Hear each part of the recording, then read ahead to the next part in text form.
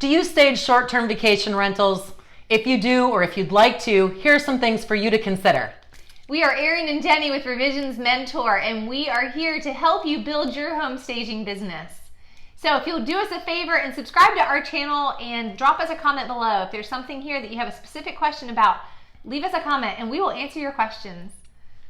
So Erin, short-term rentals are really hot right now, and there's an opportunity for you as a home stager to tap into the short-term rental market. Absolutely. So everybody's talking about Airbnb and VRBO and all of these platforms that they're listing their vacation rentals on, and our community is no different. We live in a coastal town. So we've been hired on a number of occasions on an hourly rate to bring in staging materials and stage homes for the photography that they use on their listings. Right. And we do that by first getting a budget from the homeowner, and that sort of guides us in terms of what we're doing. Are we going to bring in an accessories package, maybe some artwork?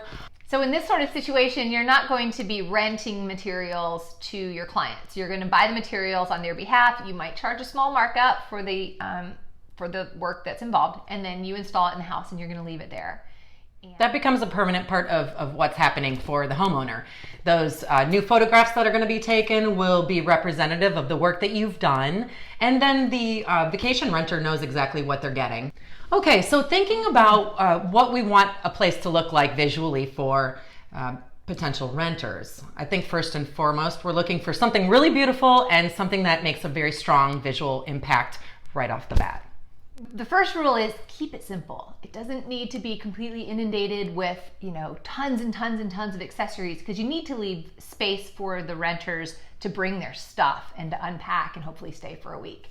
So you can minimize the use of, tons of accessories and tabletop pieces, but do just enough that the photos are interesting and beautiful and staged. Sometimes in a vacation rental stage, it's fun to do things for the photography, like using actual, food, a pile of fresh croissants next to coffee cups in the kitchen, things that wouldn't necessarily be there, but also that the renter isn't going to expect to be there. But they really, I think, warm up the photos and stage nicely. It's true. You can also throw blankets over the back of a chair or across a bed. You can put a sweet little tray on a bed, which is kind of one of our trademarks. It's these special touches that make the photography interesting. So in thinking about the design for the specific vacation rental, two things you want to consider. I think the first being identify who your guests are going to be. Who are the groups or the people that are likely to come and rent this particular place.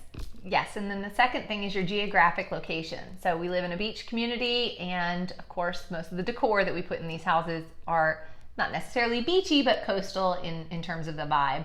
The same thing applies to ski resorts in mountain towns and, farmhouses on homesteads that people like to rent out. You really want your design to speak to the type of vacation experience that the people are looking to have, yes. Right? If it's a small place for two, really amp up the idea that this is a cozy couples retreat. What can you do to create a sense of warmth and romantic vibe, as opposed to a larger vacation rental unit that's geared towards families and the beach. Then you want to kind of ramp up, how is this family friendly? What is the vibe? What's going to be fun?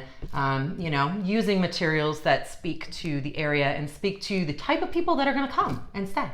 Don't neglect your outdoor spaces. Make sure that you have adequate lighting and adequate seating, and play up those spaces, because people like to sit outdoors, they like to enjoy it, and that's an important part of your staging project. Right, a really nice extension of the living space, getting people outdoors. So when you're doing your photography or preparing for the photographer to come, play up your bedrooms, turn on those lights, put lots of layers of pillows and throw blankets, and put that tray on the bed. Create something really cozy and inviting. So stage photos convey a higher perceived value, and that's a really good way to pitch it to your homeowner. If you explain to them that for a small investment that they're going to get a quick return on their investment with some beautiful edited photos and a gorgeously staged house, and that means they're going to get more clicks and they're going to get more bookings and they're going to love you for it. So the whole point of staging for a vacation rental is so that you have beautiful photos for the listing platforms. And so your pops of color, your special touches, all of these little bits are really going to speak loudly in the photography that the homeowner is using in the listing photos, and it's going to get their listing rented. So if you have any questions about a specific staging project that you're working on, leave it in the comments below and we are happy to answer your questions. And also, if you like what you're seeing on these Airbnb listings, we are going to drop links directly to the listings below so you can see more of the photography that we've done on these projects.